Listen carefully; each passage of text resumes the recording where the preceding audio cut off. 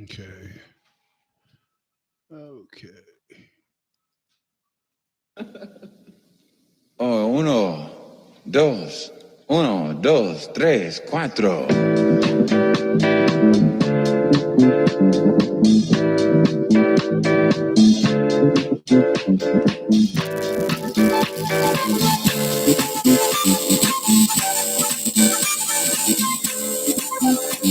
You see that black boy over there running scared? His old man in a bottle.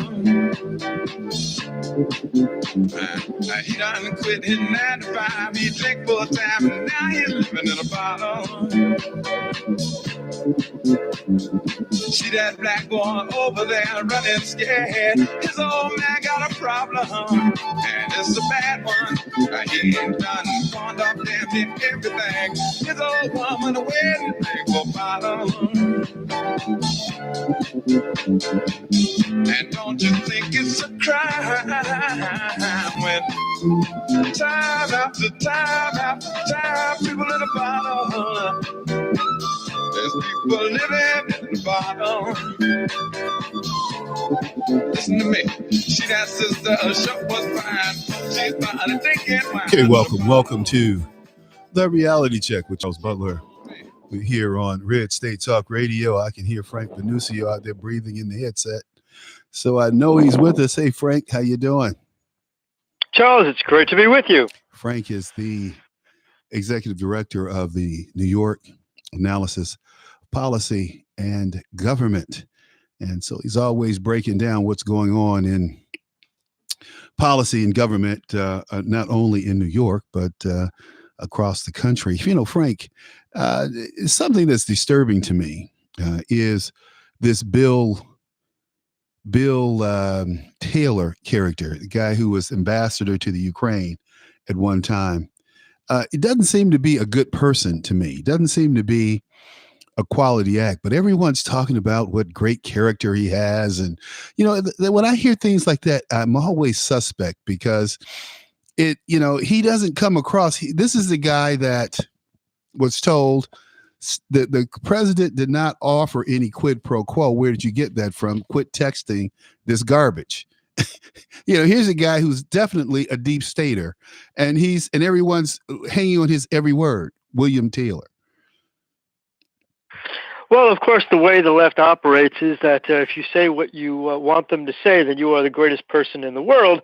If you disagree even slightly from their party line, then they're going to investigate you, they're going to find something wrong with you, and they're going to punish you simply for disagreeing.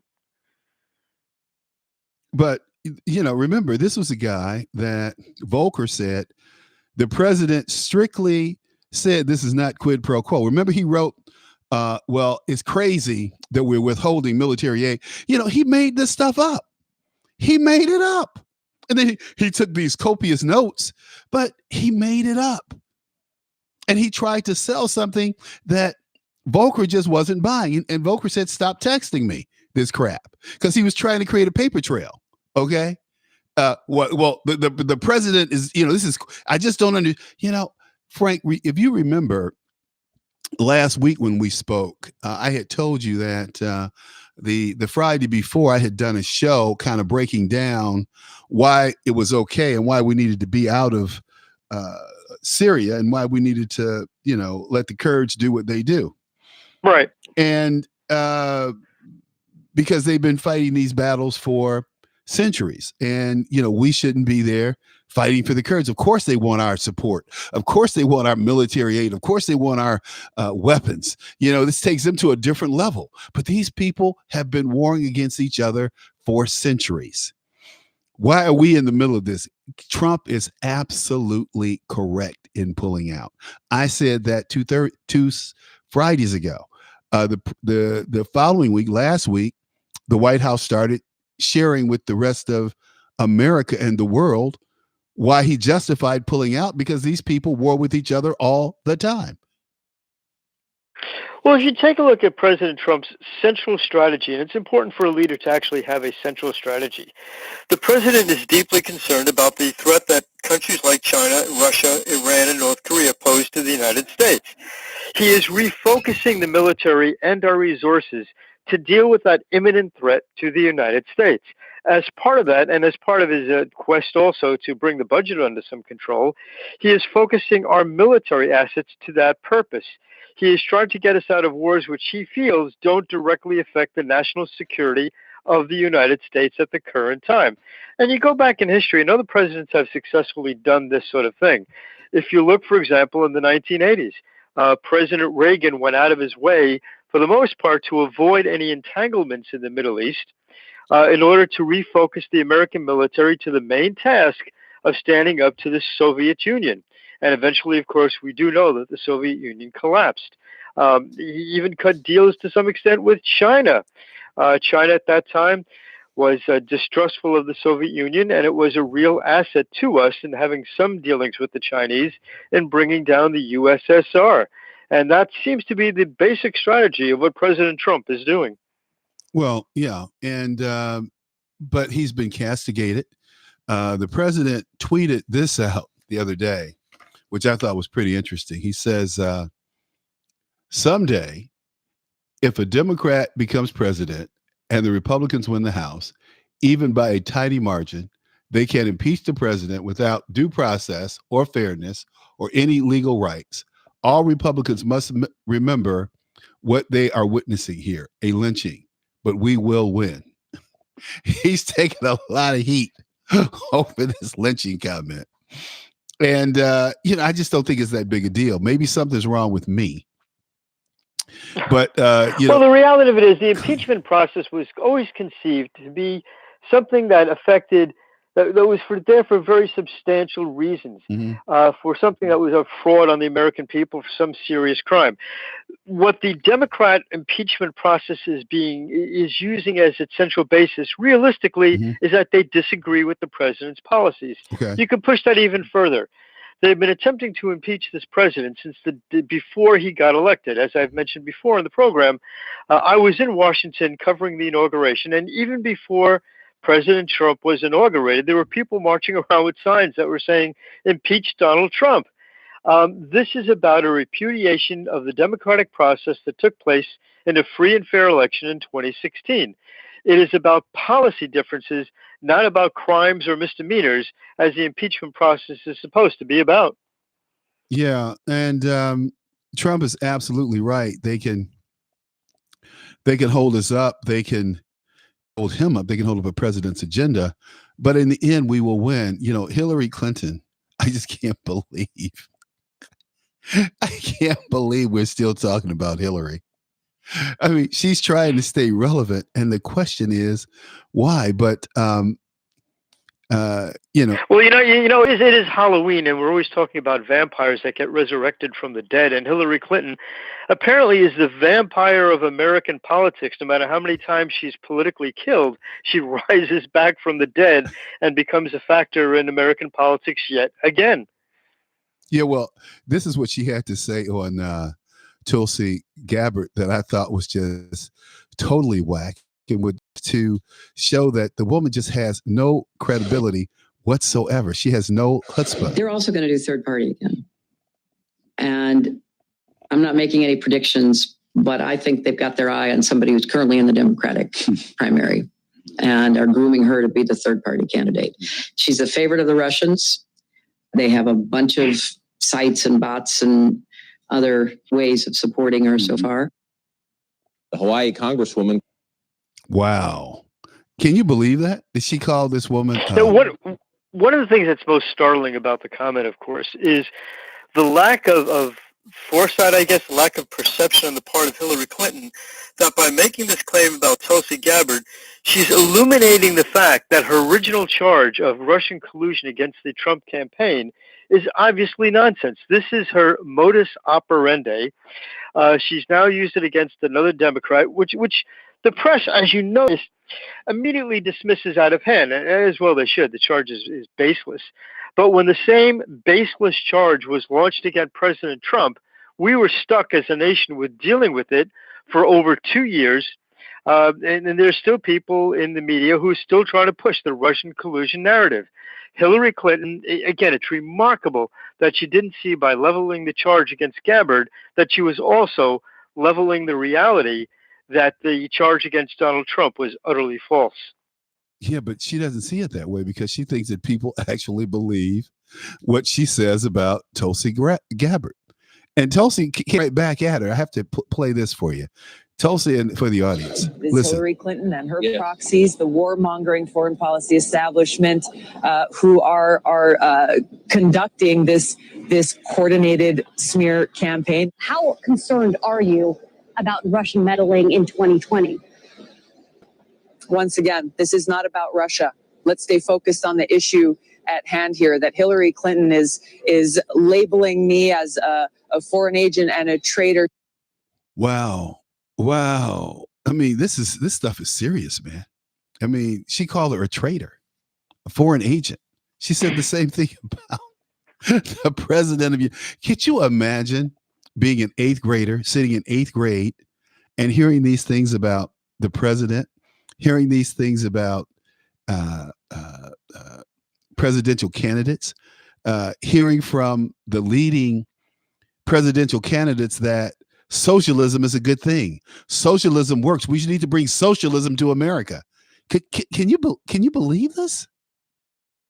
You know, one of the ways the Democrats differ from the Republicans is that they fight the game of politics 52 weeks a year, every year, not just on election year. And apparently there's no charge too ludicrous, nothing too nonsensical that they won't pursue. The election is not just won in the couple of months between the primaries and election day. It's won in the hearts and minds of people throughout the year. And unfortunately, the Republicans have never really learned that particular political aspect. The Democrats, they will denigrate, they will do whatever they can, and they have taken over the educational system of the country. They are grooming future voters, telling voters that things like capitalism, which has provided more prosperity for more people than any other form of economic system or government, is somehow bad, and that socialism, which has failed in every country in which it has ever been tried, is somehow good. The election is not being fought just on election day or the election season. It's fought starting in schools. And that's where the Republicans have fallen totally short of holding up their end.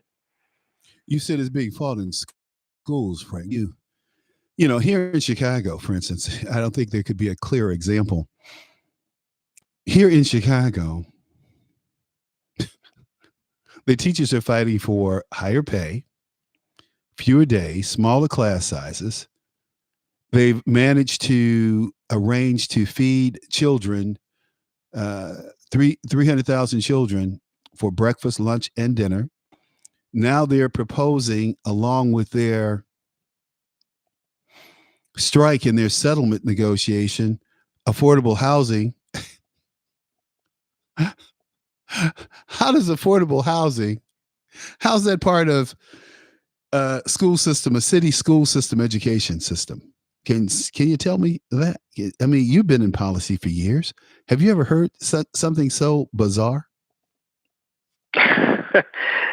It really does shock the mind. But the reality of it is, if you look at the curriculum that these teachers are being forced to shove down the throats of our kids, it tends to show you why these children are growing up as socialist rather than in the normal way that American kids have grown up in the past. Everything about our country is bad. The economic system of capitalism is somehow bad, without mentioning, of course, without teaching that socialism is an absolute disaster. Look at the textbook they're using in most of the schools, or at least they were for a number of years. I think there's been a bit of a hit back on it. Howard Zinn's A People's History of the United States, which essentially is American history as written by a guy like Karl Marx. It's no wonder that these kids grow up thinking that socialism is a good thing.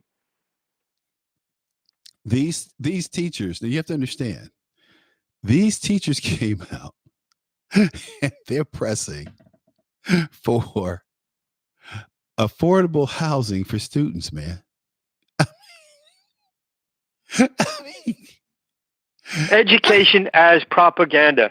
In the same way, for example, that we're seeing statistic after statistic that American kids are not competitive with their foreign peers in basic things like math and reading. Well, on the other hand, we're seeing that a lot of the curriculum now is curriculum time is being used for, well, things like transgender appreciation studies. Schools are being used not to teach, but to push left wing propaganda. Well, this is the deal. This negotiation for housing, this is what they call it. They say this contract negotiation marks the first time the CTU, Chicago Teachers Union, has expressly called on the city to address systemic housing equity. Illinois law restricts the set of issues over which teachers may legally strike. It's part of a growing movement spearheaded by teacher and other labor unions focused more broadly on issues affecting the community for what's often called bargaining for the common good. Have you heard of this before? Bargaining for the common good? I've heard the concept before. It is part of the politicalization of education. Look, if you go on sites like the National Education Association and others, teachers unions around the country, you find that they seem more interested in spreading left-wing propaganda than in securing the good of their students. You know, everyone who walks into a school building, the teacher, the principal, the janitor, the cleanup guys, they all have a contract guaranteeing them certain returns for their investment of time.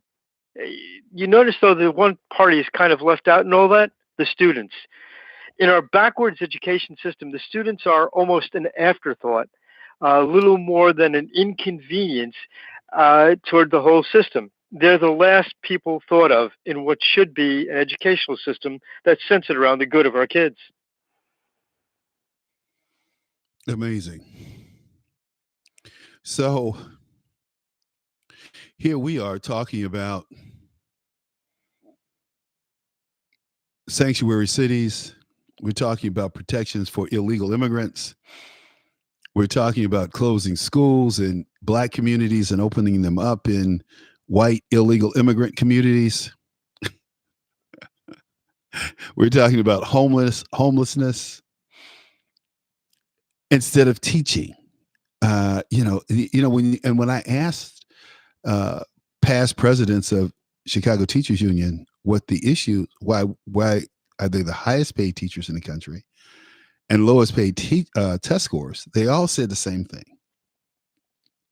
First, we have to be parents, then we have to be psychologists and sociologists, and then we have to feed the children, and then we focus on teaching.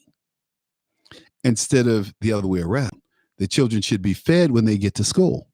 They should come to school with a full stomach. Why are these mothers laying up on their ass with their boyfriends in their rooms, and these kids are up getting themselves off to school? Valid point. And by the way, I just want to emphasize a point that you just brought up about illegal immigrants. This month in Mexico, the son of El Chapo was captured by the police. He was then freed when, in a military-style attack, the drug cartel took him forcibly from the Mexican police. This is a country we share a 2,000-mile border with. We do $500 billion trade with, that the left wants to have open borders with. But this is how they operate in their country. They use force of arms to free people who have been captured for drug offenses. Can you explain to me how we should have open borders with a country that basically is in pure chaos and where drug cartels reign supreme?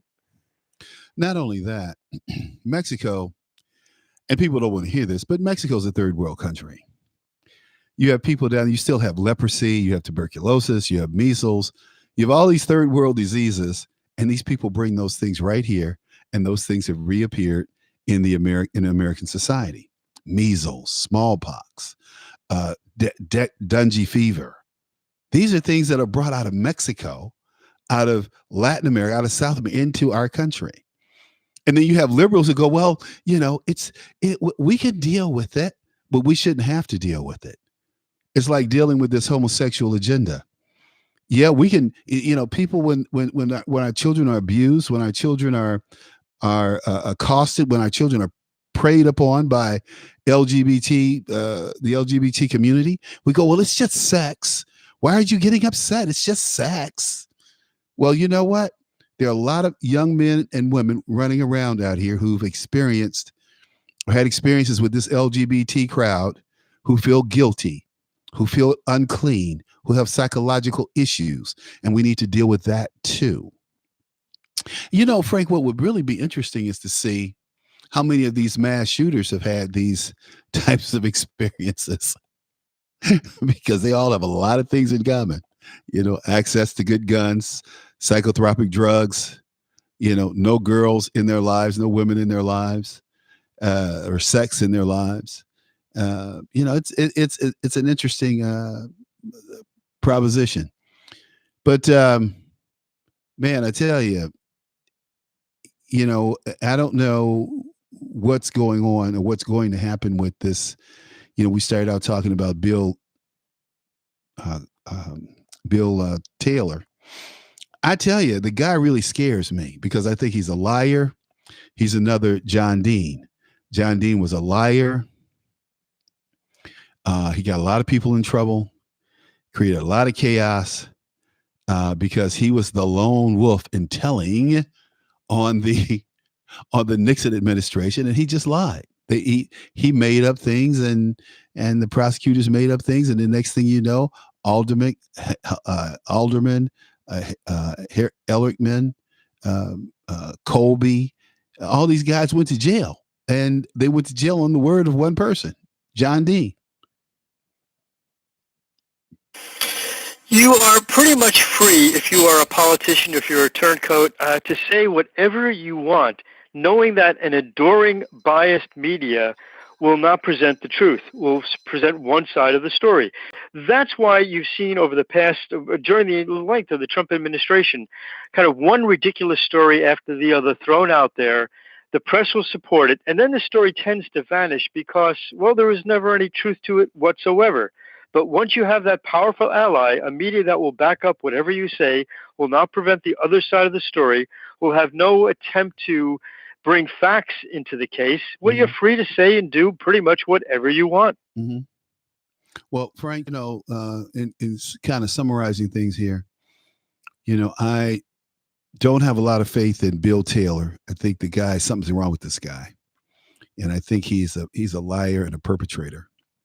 And I think that's going to come out.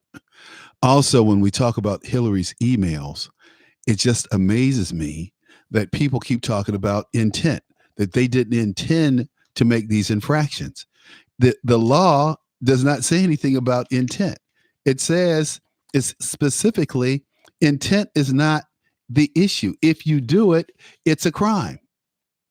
There is nothing about. Although the point is, as we discussed last week, you know, even Alan Dershowitz, the constitutional scholar and nobody's idea of a partisan Republican, he certainly tends more to, I think, the Democrat side than the Republican side. Mm-hmm. He said that even if everything the president is being charged with is true, it still doesn't amount to a crime, and there's nothing impeachable about it. This is a trial. It's almost like a Seinfeld episode. It's a trial about nothing whatsoever. And the irony continues to be is that a former vice president, actually while he was vice president, used his position to enrich himself and his family.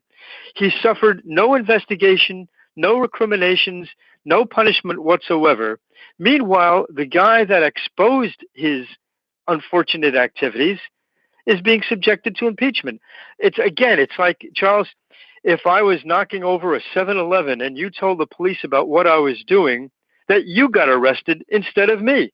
It makes no legal sense whatsoever. No, it doesn't. But Frank, I'm talking about the emails that supposedly, I guess, DOJ said that Hillary, you know, it broke Friday night or Friday afternoon. Correct. They said that the Hillary emails, that while they found these infractions, there was no malicious intent. That's not part of the law. The law is very clear that whether you intend to make an infraction or not is not the issue, because you really can't prove that. But the fact that they keep coming up with this excuse that somehow the emails weren't maliciously and the information in these emails wasn't maliciously leaked exonerates Hillary. I just don't understand that. I mean, you're an attorney. I mean, you do analysis of government and policy. So what? And then you have Jeffrey Tobin who comes on and says, "Well, I must apologize for spending so much time on Hillary's email." Who cares what Tobin has to say? Bottom line is this email story is a good story, and people are making up their own laws. I think. And correct me if I'm wrong. I mean, tell me what's going on here. Well, there's some precedent for this. If you recall, I believe it was Sandy Berger, another Clinton aficionado, who apparently stuffed top secret information into his pants. You might recall that story. Right. It's rather amusing. Right. Never was subjected to any kind of penalty whatsoever. Again, it does seem odd that if you are on the left, you can break the law with impunity. You can break a serious law and not get as much penalty as a kid who stole an orange from a neighborhood bodega. Well, am I right or am I wrong, Les? I mean, they say that there's, no earth-shattering issue here, and that we should overlook these transgressions and these not malicious infractions of the law by Hillary Clinton's people. I don't think that's right, man. Something's wrong with this. It goes back to a statement that many have said for a long time. If you are a prominent Democrat, you are almost above the law. You face no recriminations for open and obvious violations of the law. And as a country, we've got to reinstitute the concept that all people are created equal under the law. It's one of the reasons we had a revolution in the first place. It's one of the reasons why we fought the Civil War. We are all equal under the law. But unfortunately, to the left-wing Democrats and to their media allies, that doesn't seem to be a factor any longer. So I'm right then in that Hillary really has an issue with these emails. I think it's going to take. No, she does. She has a significant legal issue.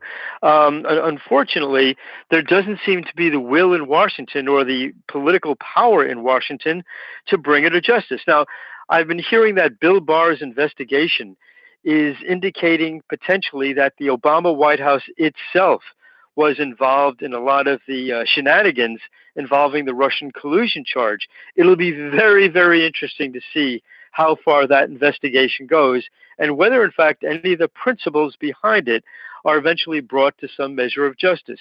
I've been in both Democrat and Republican administrations. I can tell you that something of that importance doesn't take place unless the guy on top absolutely knows what's going on.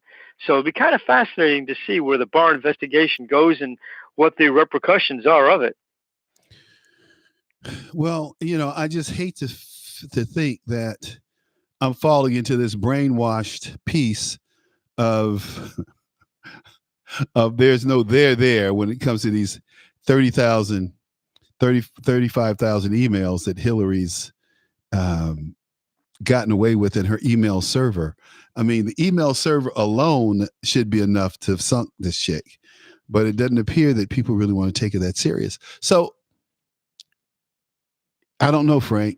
And I just don't, I'm at a quandary here because even, as astute as I try to be, they keep telling us time and time again, oh, the emails, that doesn't make any difference. It was, we found these infractions. Yes, we found these breaches of security, but they weren't malicious. But that's not what the law says. That's certainly not what the statute says, and intent is not part of it. If you break a law, you break the law, and that's all there is to it.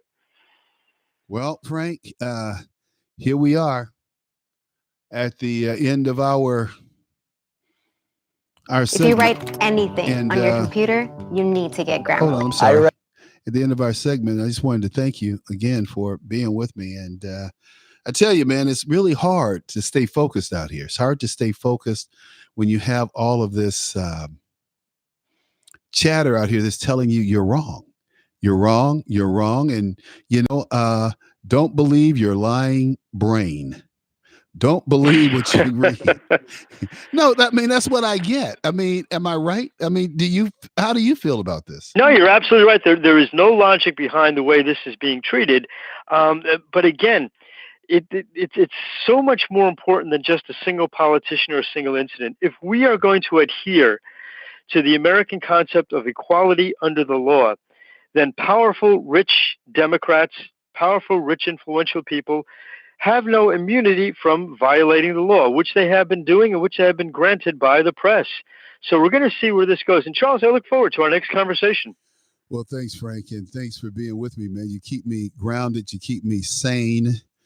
And I tell you, it's just hard fighting this fight to stay on top of things and stay on the right side of the law, to stay on the right side of the Constitution, because we are seriously under attack. I could not imagine where we would be today if we didn't have the man in the White House who's fighting back, by the way, who's fighting back and fighting for the American way. What do you think?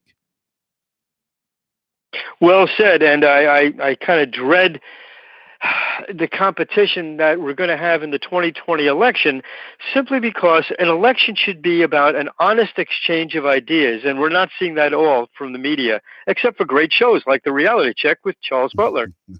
Well, thank you. Thank you, Frank. Hey, man, look. Take care, Charles. You too. You too. Hey, look, folks, we're going to take a short break, and we'll be right back.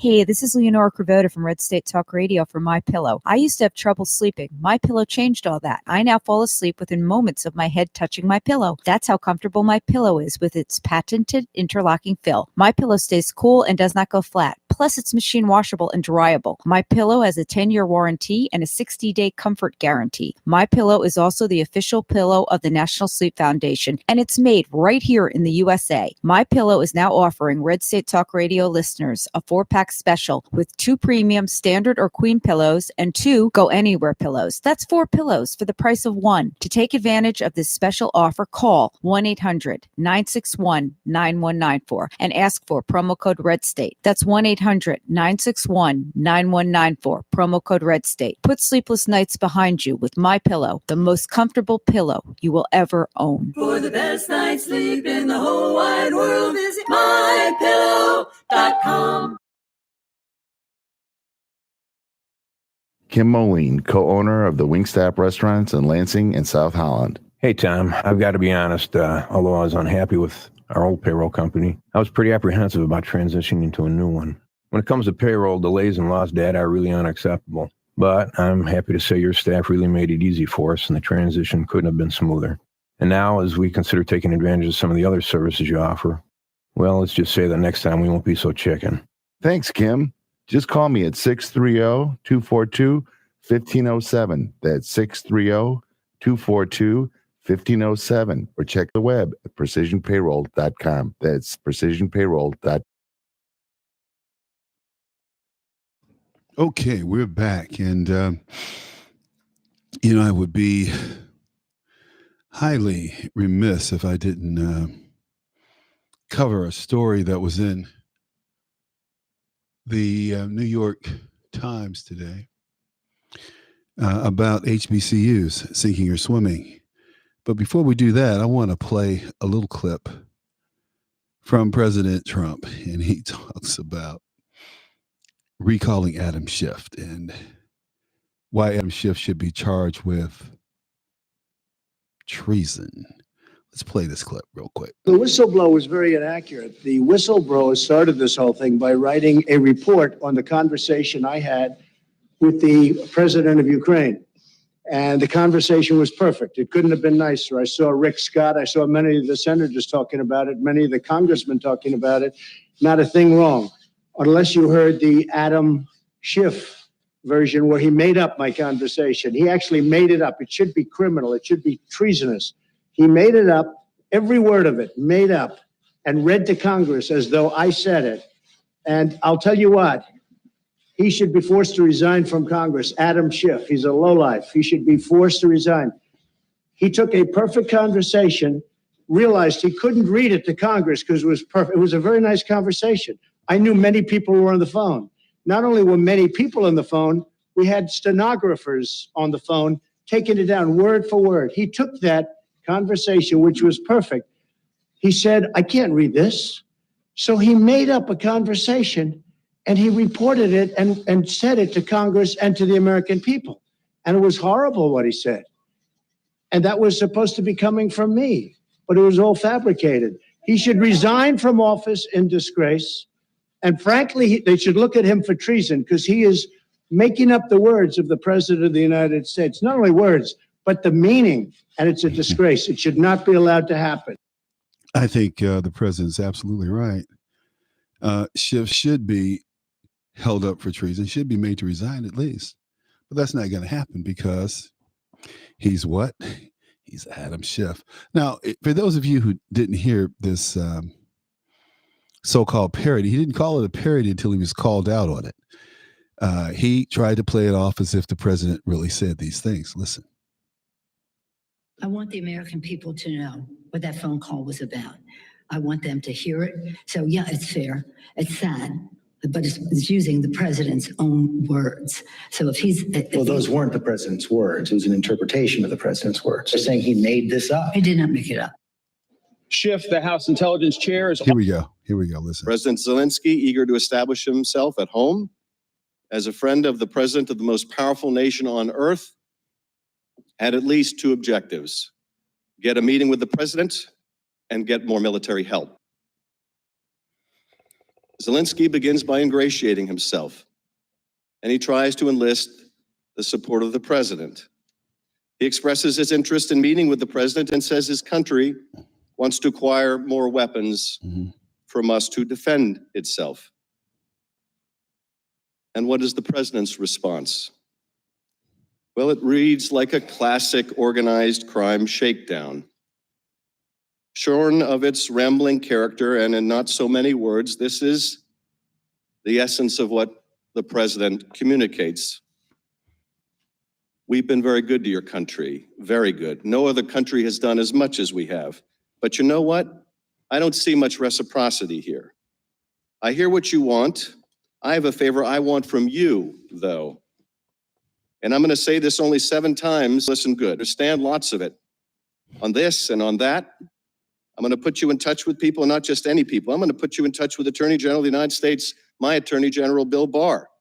He's got the whole weight of the American law enforcement behind him. And I'm going to put you in touch with Rudy. You're going to love him, trust me. You know what I'm asking, and so I'm only going to say this a few more times, in a few more ways. And by the way, don't call me again. I'll call you when you've done what I asked.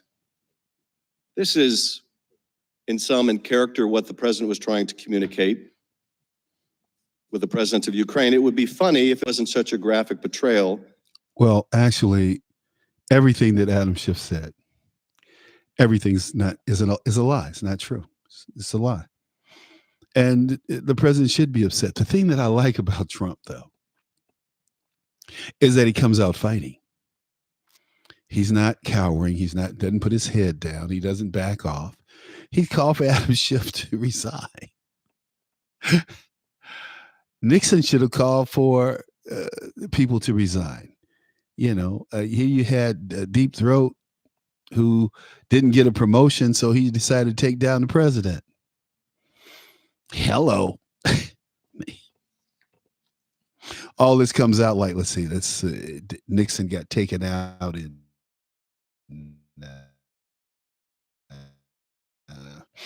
2004, 2014.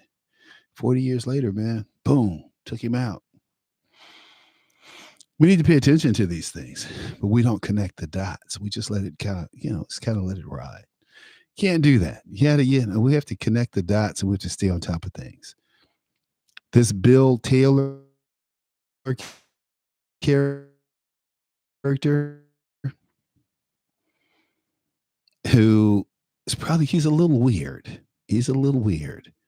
And people like that, when they're kind of weird, they kind of do strange things. They're into strange things. And this guy, he's an ambassador. He's, overseas, brings up a lot of question marks for me. Should be for you too. But look, I want to cover a topic today that's really near and dear to my heart, and the existence of HBCUs.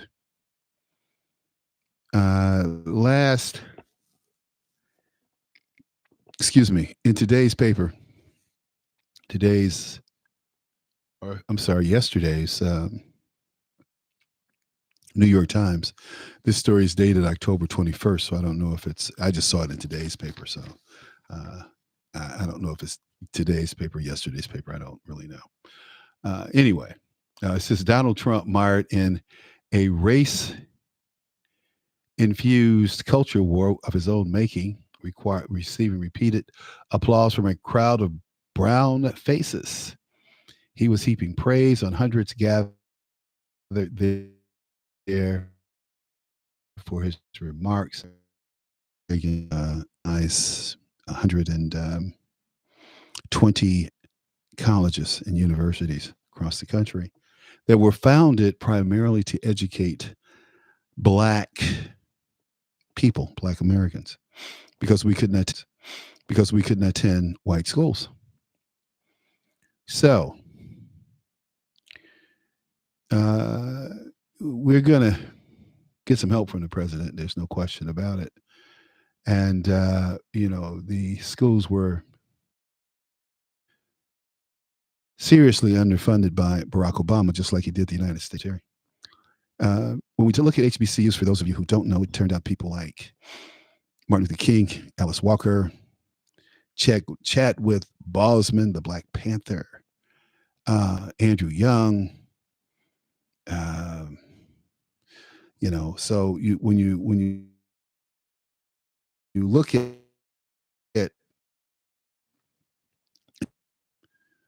a number of the majority of Black students, the majority among Black college graduates with a degree in STEM, 27% are from historically Black colleges. 27% are from historically Black colleges. And the Black team nation only making up 3% of four-year colleges in the country. Does that tell you anything? Alone being closed for a minute. We need. Got it. Red State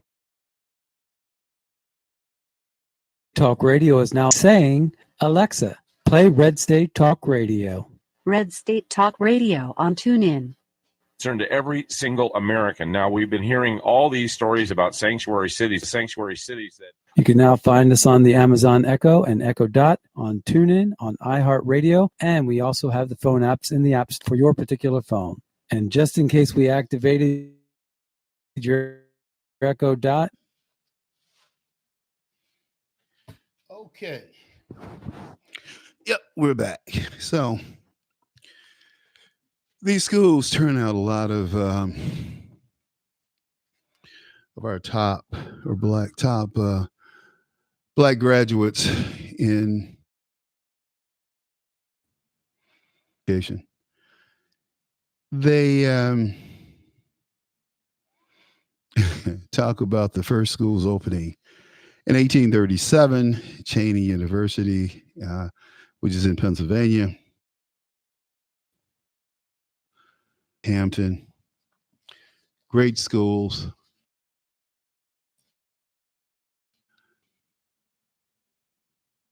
With a great legacy. So, and a lot of these schools have their grounding start like Dillard. And so in Atlanta, Morris Brown College, once a powerhouse, lost its accreditation in 2002. Pine College and fight with one. We had a couple others. Howard University is unmanagement of funds. What else that's looked into? We'll have some mismanagement of funds. Believe me. Bennett College, an all women's college, was on the brink of closing last December. So they raised 8.2 million in February and regraded its accreditation for now. But these are just band-aids for more serious issues. College closing. But these schools have provided a way for blacks to go to the way HBCU task force. We did a lot of good work, brought a lot of colleges together with business people, and provided these folks with access to. It started with through MC, the guy who ran, because he was doing some good work for a lot of good people. And but he spent a lot of money on what he wanted to spend his money on. MCI founder goes to jail. What was his name? We knew all these guys. Goes to jail, but he went to jail over taking money from his company. Yeah, there he is. His name is